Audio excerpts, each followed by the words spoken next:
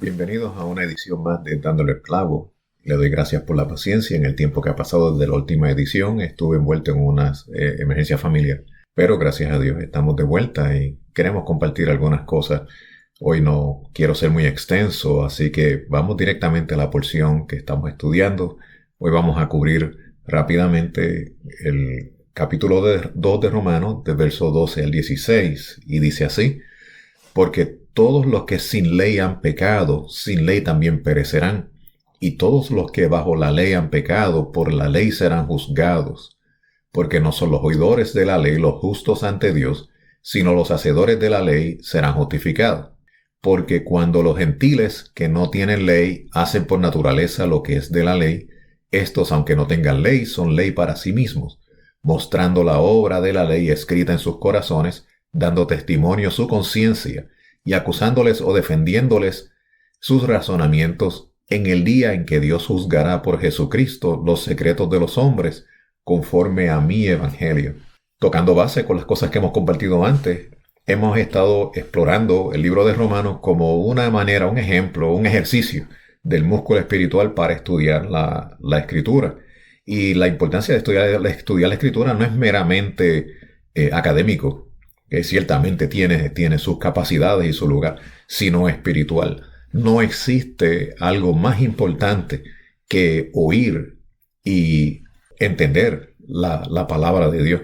Jesús lo expresó de la siguiente manera: no solo de pan vive el hombre, sino de toda palabra que sale de la boca de Dios. Y eso significa que el estudio de la Escritura tiene un impacto enorme en nuestro espíritu, en nuestra alma, no solamente en la sabiduría de la vida, en las cosas que se hacen cotidianamente, como hemos hablado antes, trabajar o la vida en comunidad, o estudiar o criar hijos, o cómo se maneja aspectos como la política o el manejo de los fondos, el dinero, o la administración del tiempo.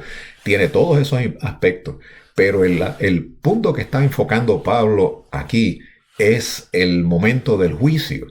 Y yo quisiera hacer un énfasis en este tema. La manera en que las naciones reaccionan a este tema varía según la salud espiritual en la que se encuentran.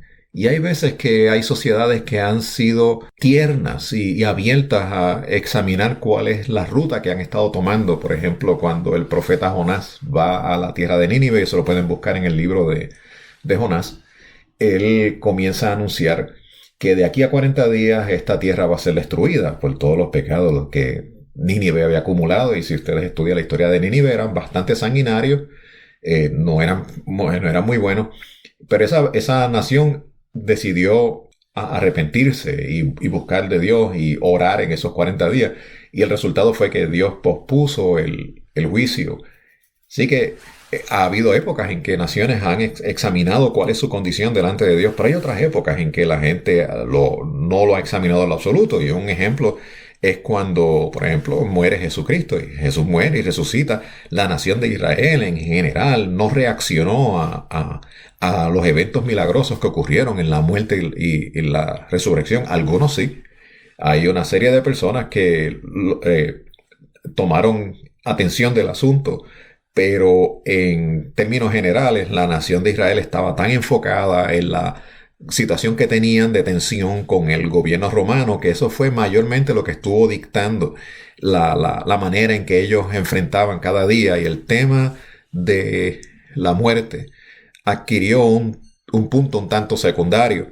Quedó sujetado a cuál era el norte político que estaban tomando.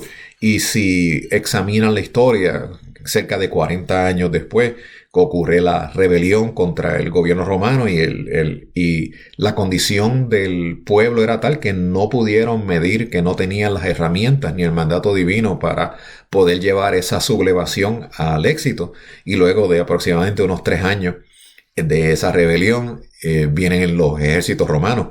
La masacre que se ejecuta sobre Jerusalén es histórica, tal como Jesús había dicho que no iba a quedar piedra sobre piedra. Y son unas piedras gigantes de toneladas, que eran las que estaban usadas para construir el templo, fueron echadas abajo. y toda la ciudad fue destruida. El templo quedaba más arriba de la ciudad, así que tiraron un montón de piedras abajo. Y lo que quedó fue uno de los lados, un muro, que es hoy día el muro de las lamentaciones, donde ustedes pueden ver en algunos videos que se acercan a algunos judíos y ponen un rollito, un papelito con alguna oración y oran allí lamentando y pidiendo a Dios la reconstrucción del templo. Pero vemos que eso fue un momento en que esa nación y esa cultura no vieron con claridad hacia dónde se dirigían en cuanto al tema de la muerte.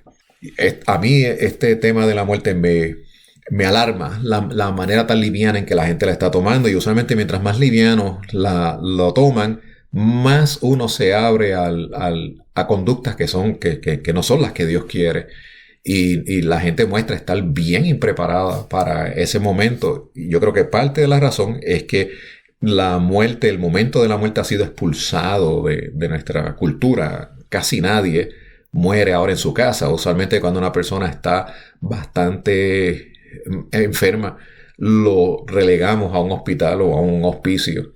Y los sucesos hasta el fallecimiento están invisibles a nuestros ojos, y entonces simplemente recogemos, hasta el cuerpo es recogido por nosotros, no lo hacen los familiares directamente, lo hace un especialista, un empleado de una funeraria que maneja el grueso de los trámites, algún ejecutivo de la funeraria que interactúa con la familia, y cada vez el punto de encuentro con el asunto de la muerte es menor, y pues ha estado desapareciendo de las conciencias. Y una de las cosas que la muerte tiene es que le hace a la gente claro que hay un evento, hay una cita que no es posponible. Ahora mismo, si nosotros tenemos alguna cosa desagradable, digamos un examen en la universidad, tenemos la capacidad de decir,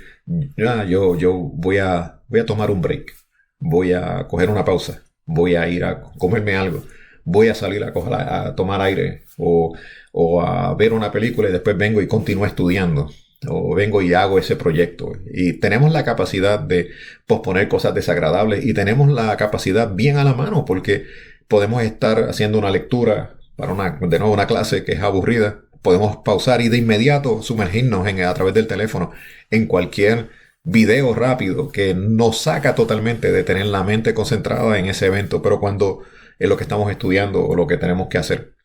Pero cuando llega el momento de la muerte, no va a haber manera de decirle a Dios, Señor, pausa el juicio un momento, que voy a ir a coger un break, voy a coger el aire y después vengo y entonces continuamos la evaluación de mi vida. Eso no va a ocurrir. Es un momento solemne, inescapable, es sumamente sobrio, y Pablo lo subraya aquí, que viene un momento del juicio, pero la mayoría de las personas no despiertan. Parte de la razón es porque no es visible ahora mismo. Nosotros no estamos viendo a nadie siendo juzgado por Dios. Es un evento que va a ocurrir posteriormente. Y hay un refrán en inglés que dice out of sight, out of mind. Al no verlo, pues entonces pensamos que podemos ignorarlo, o podemos retraer el poner nuestra mente y pensarlo. Y yo creo que esto es algo que toda persona debe tener hambre, debe tener cuidado, debe tener deseo de aclarar cuál es su estatus para ese día final, porque la cita es inescapable. Por eso la Biblia dice que es mejor estar en la casa de luto que en la casa de fiesta, porque el sabio, cuando ve lo que ocurre en la casa de luto, lo pone en su corazón. Y el haber sido testigo de una muerte de una persona que uno ama tanto como una mamá, y estar ahí en el momento del último aliento, es un impacto enorme, porque cuando uno ve eso, uno sabe, dentro de todas las demás dinámicas, que algún día ese voy a ser yo, y mi alma va a ir a algún lado. Pablo aquí dice que va a ir a ser juzgado delante de Dios, y es parte de las razones primordiales por las que hemos estado compartiendo estos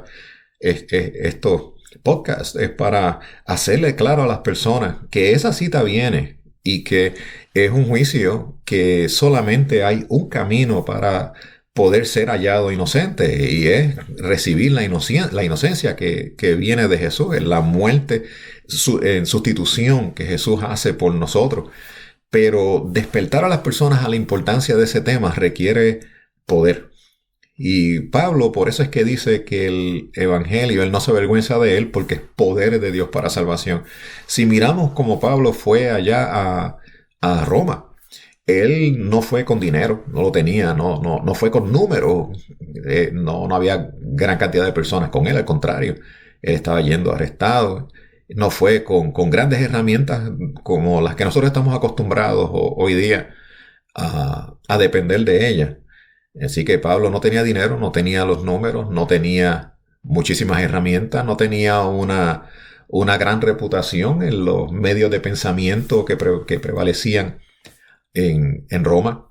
No dependía en agradar el oído en cuanto a la cultura griega, porque Pablo venía con la reputación de haber enfrentado las idolatrías en otros sitios como Atenas. Así que ¿en qué estaba confiando Pablo? Pues Pablo estaba confiando en el poder de Dios. Él decía, no me avergüenzo del evangelio porque es poder de Dios. ¿De qué manera era poder de Dios? Varias maneras. Una de ellas era que Dios confirmaba la palabra con señales y milagros, y a través de la historia ha habido muchísimos, por ejemplo, ministerios en los cuales se han manifestado grandes milagros, y una de las oraciones que estamos haciendo es que vuelva un mover de milagros, de sanidades, y que los hay, en épocas hay más, en otras épocas hay menos. Y yo he conocido personas que han tenido testimonios de milagros, y milagros no están limitados a sanidades. A veces hay milagros de provisión, o milagros de revelación, o milagros de una palabra en un momento clave, o una declaración de fe que conquista montañas, y muchas otras operaciones. Eso es otro tema. Pero ciertamente una de las cosas que necesitamos es una mayor manifestación del el poder del evangelio a través de los milagros. Y otra manifestación del poder de Dios es la convicción de pecado, que esas otras personas tienen ese don, que pueden comunicar con la palabra, y las mentes que normalmente no pensarían en temas divinos comienzan a recibir una convicción de pecado, de que tienen que arreglarse con Dios, o comienzan a hacer su atención llamada por el cielo, al cual antes no le daban gran atención y vivían ajenos a la vida que Dios hay. Y un ejemplo que puedo dar de ello es, por ejemplo, Juan el Bautista era un profeta, y la Biblia dice que no hizo ningún milagro, pero el corazón de todo el pueblo se volvió a su mensaje, y caminaban al desierto a escuchar lo que él tenía que decir. Era la manifestación del poder de Dios en su vida, y él fue lleno del Espíritu Santo desde el vientre de la madre. Así que necesitamos poder de Dios. Lo necesitamos tanto que Jesús, cuando resucita, le dice a los discípulos, no hagan nada, mas quédense aquí en Jerusalén hasta que reciban poder, y entonces me serán testigos en Jerusalén, en Judea, Samaria y hasta el final de la tierra. Así que esa llenura del evangelio es necesaria, y es una llenura que no se está limitada a manifestarse una sola vez, sino que puede ser dada múltiples veces, como se renueva o se refresca, o como se le echa agua a un árbol, quizás lo podríamos compararlo. Y cuando leen el libro de Hechos podemos ver la llenura del Espíritu que cae en Hechos 2 y se renueva luego en Hechos 4, y por ahí continuamente, hasta que Pablo mismo lo dice, no sean llenos de vino, que eso trae disolución, más bien sean llenos del Espíritu Santo. Es una bendición que se puede tener de continuo. Y parte de la razón es porque uno tiene un desgaste, ¿verdad? Uno sale afuera y tiene una batalla, tiene presión, tiene persecución, y necesita continuamente, así como Jesús enseñó en el Padre Nuestro de el pan de cada día, dánoslo hoy. Así mismo hace falta una llenura del Espíritu. Y la Biblia describe que Jesús en ciertos momentos, él fue lleno, cuando fue al desierto, salió con el poder del Espíritu Santo.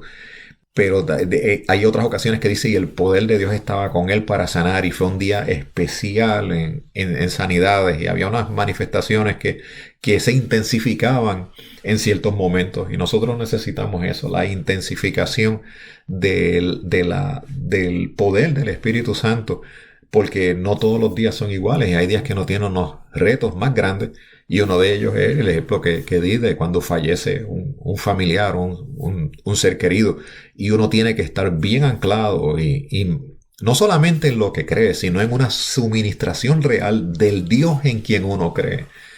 Y yo puedo decir que Dios es real. Y cada persona necesita no meramente una convicción intelectual, y es bueno, no es malo, tener un árbol de entendimiento mental de los principios de la Biblia, etcétera. Pero necesita más que eso, necesita un encuentro con Dios. Para eso es parte de lo que Pablo se refiere con que el Evangelio es poder de Dios para salvación. Que la gente puede experimentar el poder de Dios en su vida. Ya no depende de un sacerdote, ya no depende de una figura intermediaria, ya no necesitas una tercera persona. Tú puedes ir directamente delante de Dios y recibir de Él. Por eso es que la Biblia dice que Jesús es el sumo sacerdote, que Jesús es el mediador entre Dios y los hombres. Ya tú no necesitas a nadie entre tú y Jesús. Tú puedes ir directamente a Jesús y recibir de Jesús lo que necesitas. Él está vivo, Él no es meramente una figura histórica, Él no es meramente un maestro que da una serie de principios y de instrucciones, sino que Él da vida, Él da experiencia, Él da un encuentro, Él da un cambio, Él contesta la oración, Él hace gente nueva criatura. Tú puedes tener una relación personal con Jesucristo. Eso es lo que se refiere cuando la gente predica por ahí en las calles, dice, tú necesitas una relación personal con Jesucristo. Lo que se refiere es, tú necesitas tu encuentro personal. Y ese encuentro tiene muchas maneras. Para algunos puede ser extraordinariamente dramático, para otros es como un viento suave. Para algunos los saca de repente, los libera de las drogas, los libera del alcohol, los libera de malas conductas. Para otros se dan cuenta cuando de repente se abren las puertas del corazón y pueden experimentar amor y pueden hacer una serie de obras o tienen inclinaciones que no tenían antes. Dios se revela de muchas maneras. A uno se les revela en la Biblia como la pesca milagrosa de Pedro. A otros se les revela cuando está mendigando en el camino y está ciego y le devuelve la vista. Y a otros se revela cuando les enseña, da una palabra de sabiduría y enseña en la casa, como le pasó a Zaqueo. Cada persona tuvo una manifestación diferente, pero la fuente es la misma. Y yo sé que eso es algo que a veces llama la atención y la gente se pregunta, ¿cómo fulano, sutano cambió tanto? Mira, ese fulano estaba destruido y ahora está andando mejor. O a veces al revés, a veces dicen, pero ese fulano era tan inteligente y ahora se metió, aleluya, ¿cómo es eso posible? Eso ocurre porque la persona tuvo un encuentro con Jesucristo y le cambió la vida. Si ustedes buscan los apóstoles, por ejemplo, no todos eran pescadores. Había uno que era recogedor de impuestos y tenía capacidades de contabilidad, y otros eran buenas capacidades en historia o en escritura. Y unos eran unos hombres bien extrovertidos, otros eran introvertidos, en ejemplo de Pedro y Juan. Y todos ellos tuvieron el encuentro que necesitaban, el que Dios había determinado, pero todos se encontraron con el mismo. Así que es un mismo Señor, una sola fe, un bautismo, pero hay múltiples manifestaciones. No todo el mundo se encuentra con Jesús en el mismo nivel. Y en este lado de la vida está la oportunidad de encontrar a Jesús como tu Salvador. En el otro lado, si no has experimentado a Jesús como Salvador, te lo vas a encontrar entonces como juez. Porque dice la Biblia, Dios juzgará por Jesucristo los secretos de los hombres. Así que Jesucristo va a tomar uno de dos roles. Si tú estás en Cristo, vas a ver a Jesús como tu abogado, el que va a decir, sí, Él pecó, pero yo pagué ese precio. Él es hermano mío, lo compré con mi sangre. O la persona que va entonces a entrar en la dinámica de esta porción que hemos visto hoy, que la conciencia de la persona va a comenzar a dar testimonio en defensa o acusando. Y el peligro de tomar la ruta de la conciencia es que no hay nadie que tenga una conciencia perfecta. Esa es quizá la tragedia del asunto. Todos nosotros en algún momento hemos ido en contra de nuestra conciencia y lo hemos hecho múltiples veces y lo hemos hecho con mucha luz de que no debíamos hacerlo y como quiera vamos en contra de la conciencia. Pero la oportunidad está en arrepentirte, hacer restitución, si es posible, que son las obras de arrepentimiento correspondiente al acto, y sobre todo pedir perdón y reencarrilarte con Jesucristo. Tú te escoges si lo quieres como abogado o si lo quieres como juez. Noten que aquí Pablo habla de la conciencia. Y mucha gente piensa que el evangelio es algo que no se necesita porque ha habido otras culturas que dicen que robar es malo y por tanto no necesitan del evangelio. Y están confundiendo mentalidad universal, lo que es una conciencia dada por Dios. Dios creador, el Dios de Jesucristo, cuando crea al hombre, escribió las leyes en las mentes de las personas, les dio una conciencia. Cuando viene la caída, esa conciencia se corrompe, mantiene una forma, una sombra de lo que era originalmente, pero no es perfecta. Y eso podemos verlo en que hay personas que a veces hacen una cosa mala y no tienen una conciencia, o lo saben, pero siguen repitiéndola hasta que la conciencia se endurece. La Biblia le llama a eso cauterizar la conciencia y profetiza que en los últimos días iban a venir personas con conciencias cauterizadas. ¿Qué quiere decir eso? Que son personas que uno va a tratar de apelar a la conciencia y tienen la conciencia muerta y son capaces de todo. Y podríamos hablar de los horrores en los campamentos nazis o en los soviéticos, en las revoluciones comunistas, que las tragedias han sido horrendas y han muerto millones de personas. Y muchas veces eso es un vecino contra otro y uno entrega al otro. Y la pregunta después que se acaban esos eventos es: ¿cómo es posible que estas personas hayan caído a ese nivel? Bueno, porque las conciencias son corrompibles, son cauterizables. Pero en ese día las conciencias van a acusar o defender la gente. Y es interesante que la gente no tiene que esperar al día final y al juicio para saber qué es lo que la conciencia dice. Porque la conciencia es algo que uno puede consultar de vivo, no hay que esperar de muerto. Y puedo dar un ejemplo. La conciencia te dice que Dios existe. Y te dice que Dios existe porque tú puedes ver la evidencia en la creación y sabes que las cosas no salen de la nada, necesitan un principio. Así que la gente general sabe que Dios existe.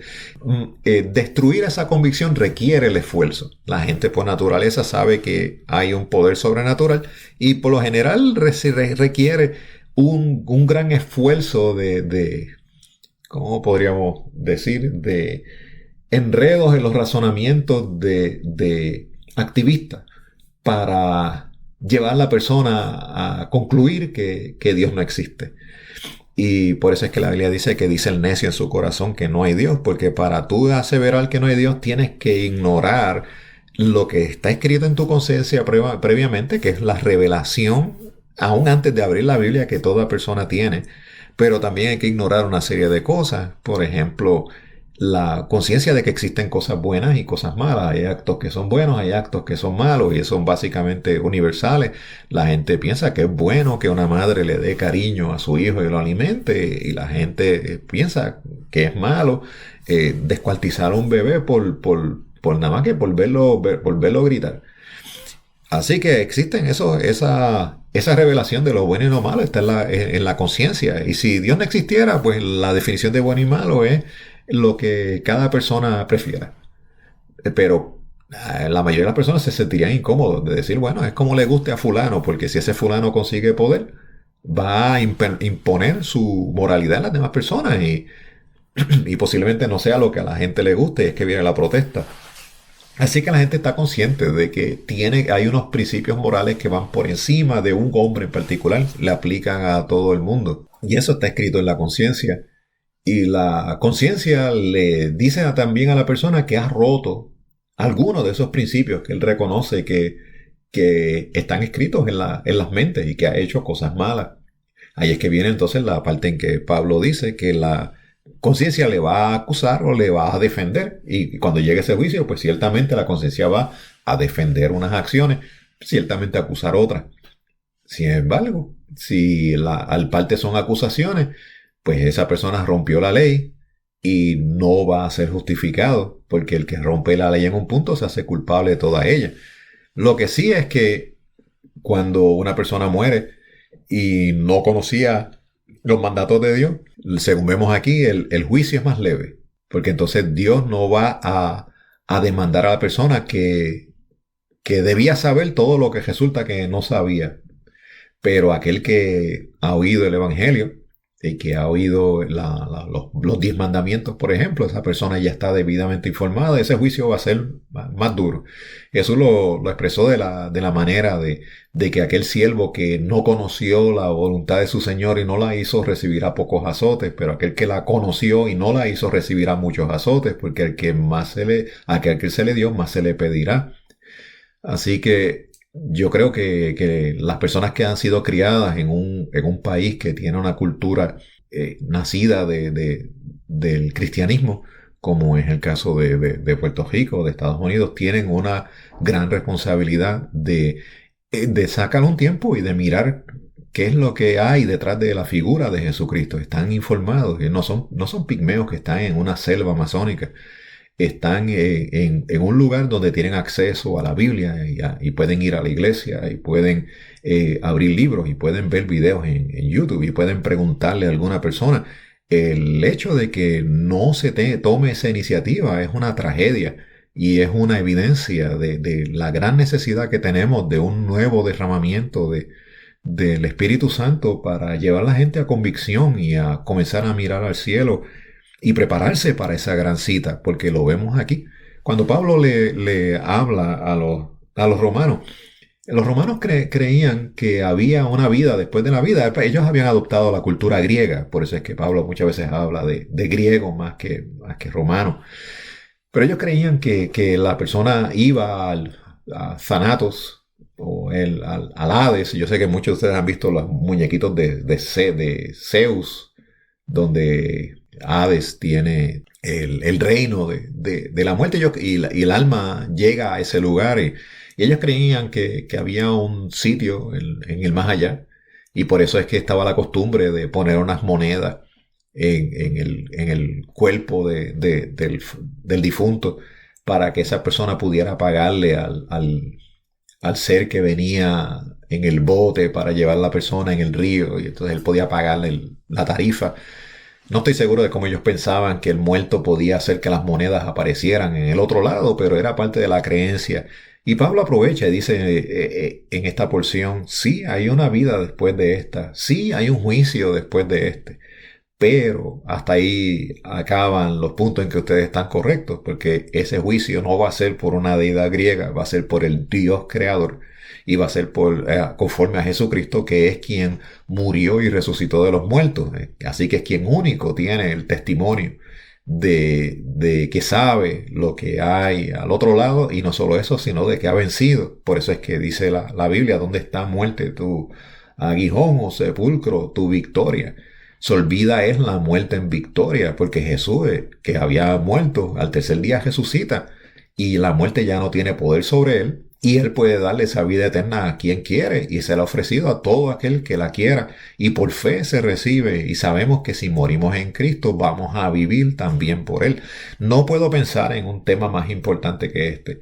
No puedo pensar en qué estudio, qué proeza, qué tarea, qué persecución en pos de dinero o qué seguro fondo de retiro viene a ser más importante que este tema, porque todo pasa. La vida y sus deseos pasan, pero el que hace la voluntad de Dios permanece para siempre. Así que mi exhortación es a que se evalúe, cada persona que pueda estar escuchando, evalúe dónde se encuentra y que sepa que Jesús es el que tiene la llave de la vida eterna en su mano y que Él salva a todo aquel que se lo pide, porque la Biblia dice que el que viene a Él, Él no lo echa fuera.